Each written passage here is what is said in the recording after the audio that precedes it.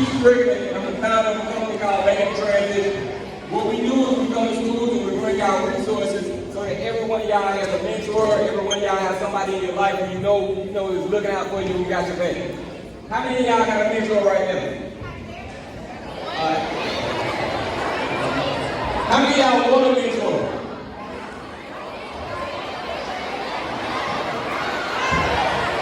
Okay. Alright. I want to introduce you to your own way right quick. Y'all give me your hand, can you hear me? Okay. So the reason why we talking to y'all is because we love y'all, we care about y'all, we want to make sure y'all good. How many of y'all just watched the news and you saw the young lady, the police officer that killed the young man in his house? How many of y'all watched that? So do y'all know about that situation? Do y'all know that a police officer went into a black man's house and she killed him inside of his house and she just got down guilty? Do y'all know about that? Okay, do y'all know that she got 16 years in prison? How many of y'all feel like that was fair or that was justice? Okay, well look, this gentleman right here, he was arrested at the age of 19 years old for capital murder. Can I get y'all hands? Can I get quiet? Can I get quiet for a second? Okay, like I was saying, he was arrested at the age of 19 for capital murder. And he was given 18 years in prison at 19 years old.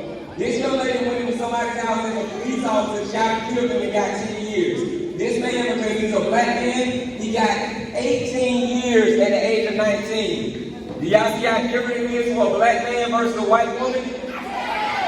Okay, so what we want to talk to y'all today about is consequences and actions. And what y'all actions are is going to determine your whole life, okay? The next gentleman who I have right here is an attorney. He goes and represents people like us every single day in courts across the country. Alright, the next man I have right here is an author and a business owner, and he owns apartment complexes and homes right here in this community. Then I have a gentleman from the city of Atlanta who wants to talk to you guys about what it takes to make sure when you deal with law enforcement and you walk away with a good situation. So I want to let this gentleman right here tell y'all a little bit about his story and tell you about what happened on that day when he got arrested. Are y'all going to listen to him or y'all going to give your attention? First of all, I want to thank you for inviting me here. And I just want to tell you a little bit about myself. At the age of 19, my name is Jonathan. At the age of 19 years old, I was in college and I was doing good. I wanted to be a rap artist. Anybody want to be a rap artist here? I had dreams and goals of being a rap artist, but guess what? I surrounded myself. Okay, I need your attention. Raise your hands again. I need your attention. Be real brief. But how many of y'all know that when you... Hey, how many of y'all have somebody in your family or somebody you know that's in jail for murder or has been in jail? Okay, look, I want y'all to give him your attention. Look, I want y'all to give him your attention because it's got to change. Almost every hand went up in here, okay? Do y'all hear me? So what I want y'all to do is I want y'all to listen to these people because we can't raise our hands for y'all. We need y'all to be business owners. We need y'all to be successful, all right? Sorry. Every decision you make in life has a price tag on it. The same way you wouldn't go into a restaurant and you think you can eat for free. When you make a decision, you have to pay for the decision you make. And one night, a friend of mine, he had a situation going on in his life where he had some money that was owed to him. And he asked me to take him to an apartment complex. I took him to the apartment complex, and when I got there, a situation happened that was out of my control. And a friend of his friend decided that he was going to commit a robbery without my knowledge. But how many of y'all know because I was there, I was held accountable for that? See, what I want to share with y'all today is this. You got to think before you act and before you react. Just because your homeboy, your homegirl asks you to do something, you got to count the cost. You got to figure out whether or not the end result is going to cause you to have to get in trouble or do time. That particular night, he went in the back of the apartment complex and he committed a robbery. And because I was driving the car, they put me in a situation where my life was compromised. Now, when they finally found out what happened, because he did wind up shooting the person that he robbed. He came back to the car and I had a decision to make. The decision was whether or not I was going to drive him away from the scene of the crime or whether or not I was going to tell him. How many familiar with the 6'9" situation? Says snitching, right? All right, we don't have that much time. And we can quiet down for a second. I need your attention for a second. So I decided that I would not cooperate with the police and I would not tell them everything that happened on that night because I felt like I didn't do the crime. I was in the car. It had nothing to do with me. But you know what? The law says differently. The law has a law called complicity. Everybody say complicity. And what complicity says, if you with the person that did the crime and you have knowledge of it, you just as guilty as they are. You might not believe that that's right, but that's the way the law is. And because I was complicit in that situation, even though they knew that I didn't see the crime, they wanted to put pressure on me to say I saw something that I did not see. And what I'm trying to tell you today is, the reason why you got to make good decisions because once you get in the system, you are no longer in control. They're in control of you. I didn't cooperate with them.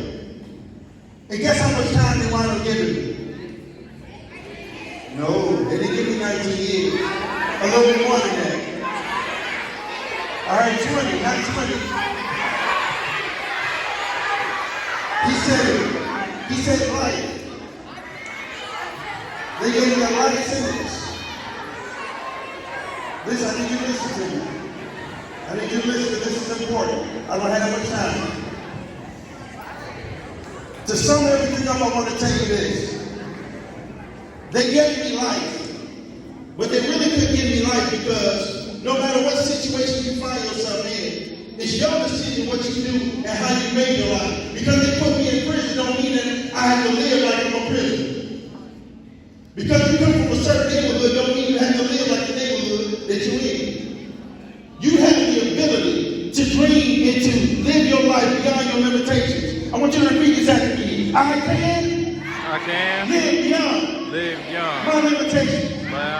Because I am the captain of my destiny. And with that, I'm going to pass the mic because of my time. Can y'all get your hands up?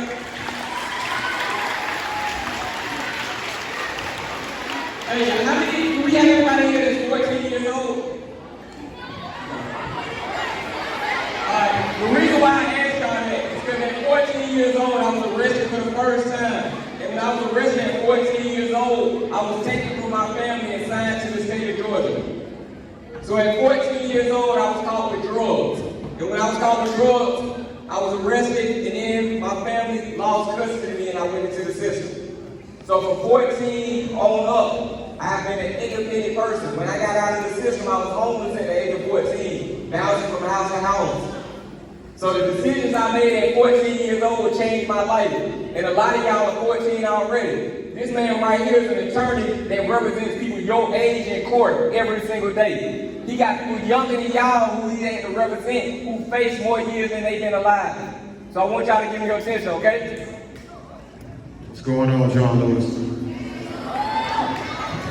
So, I want to ask y'all a question. How many of y'all know about Metro? Raise your hand if you know about Metro. Okay, put your hand down. Put your hand down. Put your hand down. Now, just last week, I need y'all to pay attention. Need y'all to pay attention. Just last week, I was representing a young lady who is currently housed at Metro RYDC. She's charged with armed robbery and hijacking a motor vehicle. She's charged as an adult, which means she's potentially facing life plus 20. She's 14 years old. Now, when I first met this individual, she asked me to do 3 things. The first thing was, please, Mr. Griggs, get me out of this situation. The second thing was, please tell my mother and my little sister I love them. And the third thing is go back into these schools and tell these kids they ain't about this life. Now, oh, you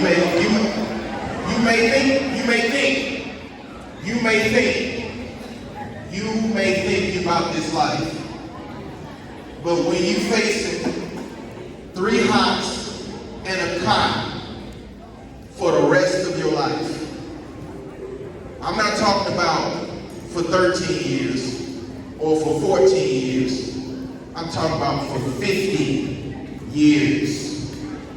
So the reason why I come and participate in these programs is because I want you to see yourself a little bit different. I want you to see yourself being the next congressman from this district. I want you to see yourself as the next engineer that leap forward and invent something new like the internet. That next entrepreneur who builds businesses in Atlanta that no one's ever seen. But I came to bring you a message. I want these 4 gentlemen to stand up. You, and you stand up. You too. I want to give you an example. All right, number 14, I want you to sit down. What number are you? Number 8? 66, I want you to sit down. All right, the 2 dudes that are sitting down, number 14 is in prison. Number 66 is in jail. Number 31, I want you to sit down. Number 31 is on probation. Number 76, you made it. I'm going to give you a statistic. That's nothing to clap about. That's absolutely nothing to clap about. Let me give me a moment. Give me a moment.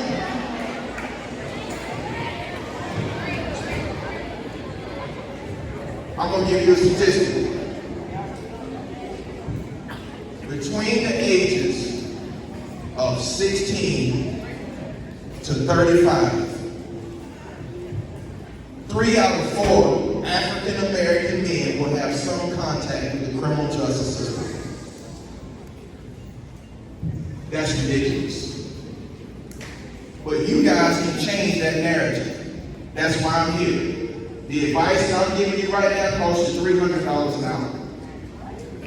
What he just said is so true. In Georgia, it's called party to a crime. The young lady I was talking about, she didn't rob nobody. She didn't steal the car, but she was with 4 other girls that did. And she's partying to the crime because she had knowledge and she participated in some way. You guys come from the best neighborhood in Atlanta. Yes, you do. No. Let me say it again. Let me say it again. If you, no, I got it. If you don't believe that you come from the best neighborhood in Atlanta, it will never be the best neighborhood in Atlanta. Now, I'm going to give you a little bit of advice from a man who came from this neighborhood. Y'all ready? My father was raised in this neighborhood. My grandfather was raised in this neighborhood. So I have the right to say, this is the best neighborhood in Atlanta. Why? Because you guys come from good stock. And if you think the way your ancestors thought, the way this man, Congressman Lewis, thinks, then yes, you are from the best neighborhood in Atlanta. Now what we are expecting from you is to stand on the shoulders of the giants that came before you, to listen to your teachers, to take in that wisdom and produce the next congressman from this district, the next president from this district, the next superintendent from this district, the next NFL player from this district, but more importantly, the next children of Atlanta that will lead us forward. So you come from the best neighborhood in Atlanta. Don't let nobody tell you otherwise.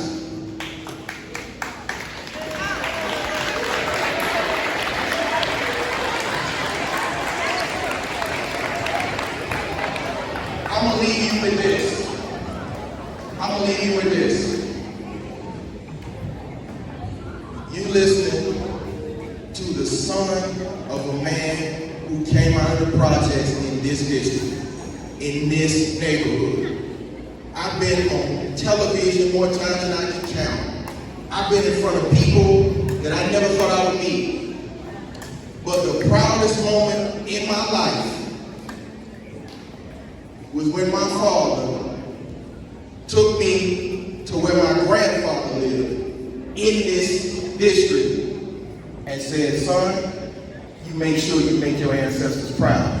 I'm gonna leave y'all with this. I'm telling all of y'all, I don't care what the news says, I don't care what the test scores say, I don't care what the superintendent says. I'm expecting each and every single one of you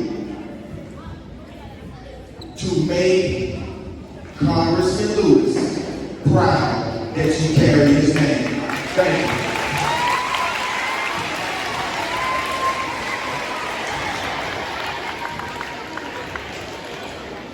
All right, y'all. So for the next thing, it's gonna be a little fun for y'all, okay? For the next thing, how many of y'all have had an encounter with a law enforcement agent or a police officer and you didn't like the way it went? How many of y'all see police in your neighborhood and you don't feel like it's a good experience? Okay, so for me, like I told y'all, I started going to jail when I was a child. I went to jail, I had an open case all the way from 14 years old to about almost 30 years old. So from 14 to almost 30, I was either in jail, on probation, or I had an open case. When I was 16 years old, that was my first time being locked up in housing around adults. And I was in a facility where I was in what they call a 23-hour lockdown. Do y'all know what 23-hour lockdown is? Okay, so the 23-hour lockdown, what that means is you get to come out of your room 4 times a day for 15 minutes. You get 15 minutes to use the bathroom. You get another one to shower, another one to eat, and another one to walk in a circle inside of something like this. But it's much smaller than this. But a room like this, you walk around for 15 minutes. But the other 23 hours, you were locked in a cage like an animal. At 16 years old, I did about a year like that. Because instead of being in school and focusing, I wanted to sell drugs while I was in school. I got kicked out of 3 high schools and 1 middle school right here at ABS. And now ABS is my client. Because like you said, you determine who you're going to be, what you're going to be. When I sold drugs, I was running from police. When I decided to be a better person and a different person, now I got partnerships with the city of Atlanta. So I want to let this young man speak to you guys, where he's going to tell you about his different ways to deal with law enforcement agents to make sure that you come home at the end of the day, okay? Thank you, Keith. How's everybody doing? Good afternoon. My name is Charles Curry. I'm the outreach specialist and the public information officer for the Atlanta Citizen Review Board. You see that table right there? Right there, that's Ms. Perry, Ms. Rivera. I want you to concentrate and look at that table because I got something that I want to share with you. But first of all, I need your help, ladies and gentlemen. We need your help. We investigate, we mediate cases of police misconduct by the Atlanta Police Department and Corrections. We tell citizens like you that you should know your rights, that you deserve to be heard, that it's better for you to know us and not need us, and need us and not know us. Ladies and gentlemen, if you have a problem with the police in the city of Atlanta, all you have to do is give us a call, like the guy says on television, one call. There you go. That's what we do 24/7 at the ACRB. Ladies and gentlemen, it's very important. We need you to be our eyes and our ears in the community. You have to give us information about what's going on. If you see police behaving badly, if you sense that police are behaving badly, give us a call, one call, that's all. We will launch a full investigation. We have investigators who will take that case. I saw a number of hands that were raised that you had encountered Brownsville Police. How many people were there? Can we see that again? Give us a call. Have your parents call us. Because that should not be. The police are supposed to be working for you. They're supposed to be protecting you. If they're behaving badly, then there's something that you can do about it. Now, very quickly, we're going to do a quick role play so that you can get an understanding of what you should do. Citizen and an officer, what you should do if you encounter police. So, I guess I'm going to let him be the police officer and I'll be the citizen. But what we're going to do, how many of y'all have seen too many stories on the news where somebody got pulled over and they ended up getting shot and killed by a police officer? Right? Alright. So how many of y'all feel like if you know how to deal with police officers and how to talk to them, that you can have a better situation? Y'all believe that? Okay, well I'm going to tell y'all this. I've been wrong and abused by police officers before in my own neighborhood. But because the way I responded to him and the way I came at him, it changed the whole situation. So yeah, he was in the wrong for what happened, but I may have been able to diffuse it before it happened. Do y'all get what I'm saying about that? The way that you deal with a person is going to determine how they deal with you. So we're going to do a role play right now where he's going to pull me over and then I'm going to try to respond and y'all give me tips on what I should do. Okay? Y'all with me? Alright. So I'm flying down the highway. And he gets the light. Woo! First thing I do, I lean over and start trying to put something in the glove box. Sir, stop reaching. Okay, what should I do, y'all?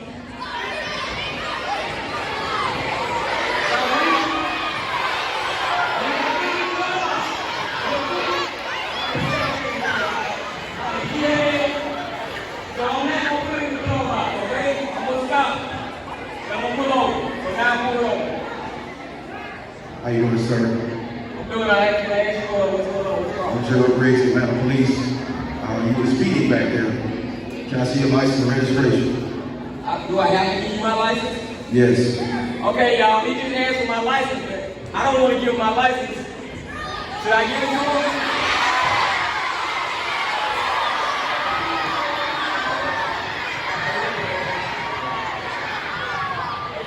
I'll be right back, sir. I'm going to run your license. Okay, look, y'all. You can walk on. Should I pull out?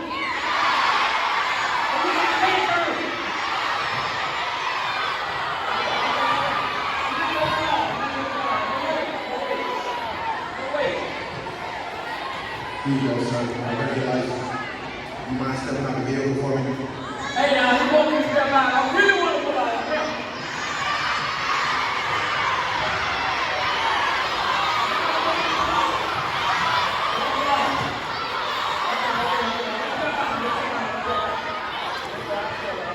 The reason I'm asking you to step out of the vehicle is because I smell a strong odor of marijuana coming from your person. Would you mind if I search the car? Sir, I'm sorry, but I do not want to search my car. That could be your marijuana. I don't know what you're doing, but you're doing your. After you stepped out of the vehicle, I still smell marijuana, so do you mind if I bring the dogs and we search the car? I'm gonna run. What y'all think?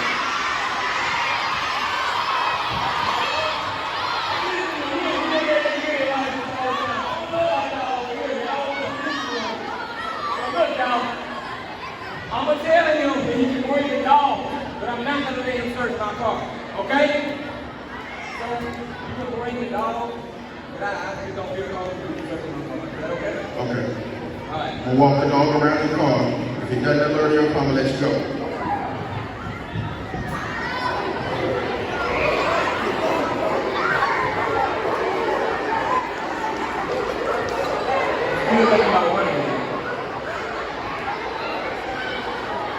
Sir, it seems like you still let me down.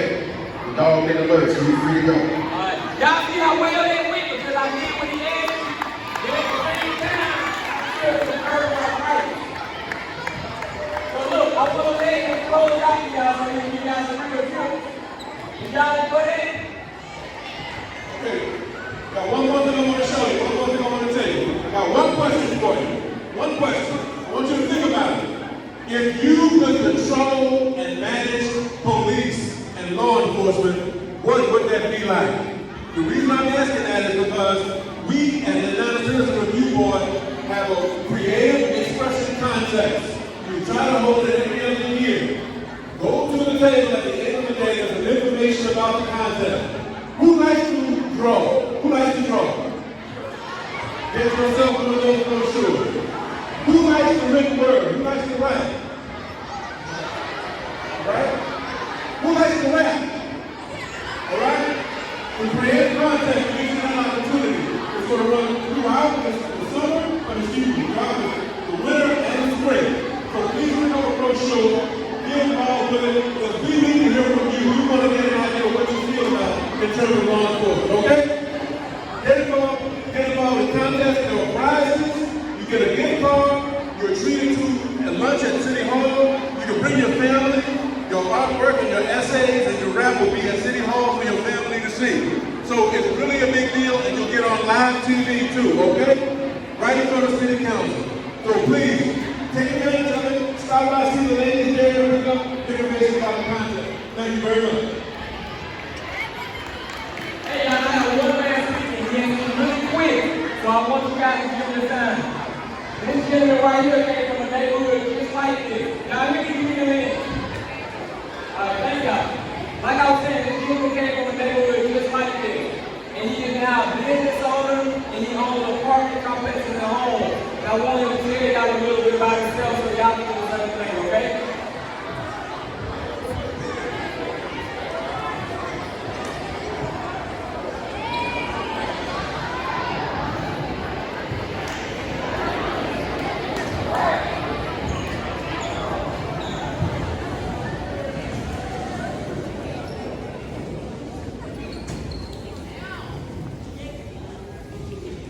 I was sitting with 10 students that didn't receive the opportunity to be with you today.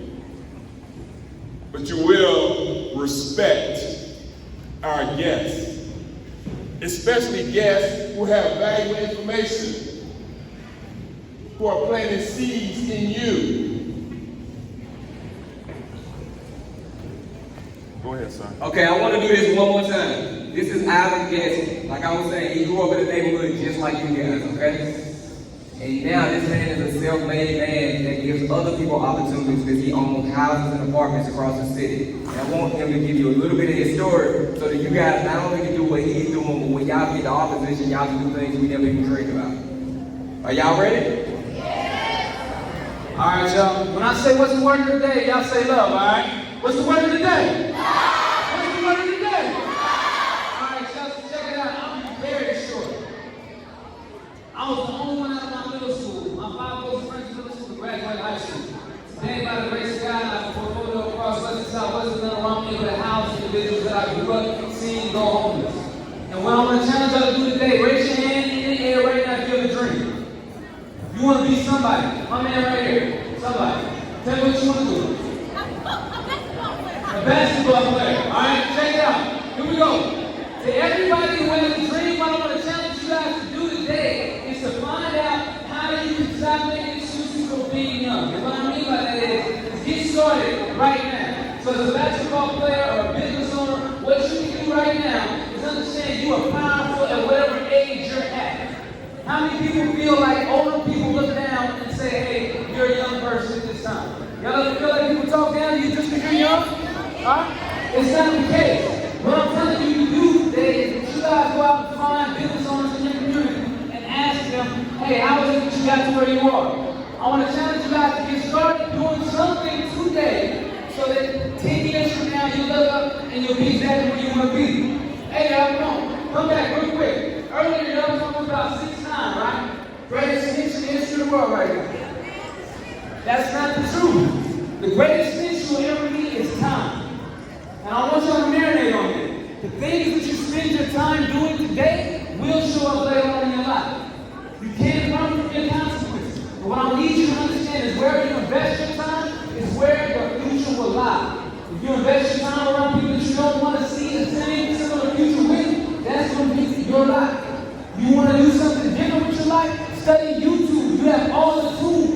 If there's something that you want to do that you're not familiar with, you can YouTube it, right? So all the music that you listen to on your way to school, to switch up the intake, to switch up the output. Man, my name is Isaac Guest. What's the word of the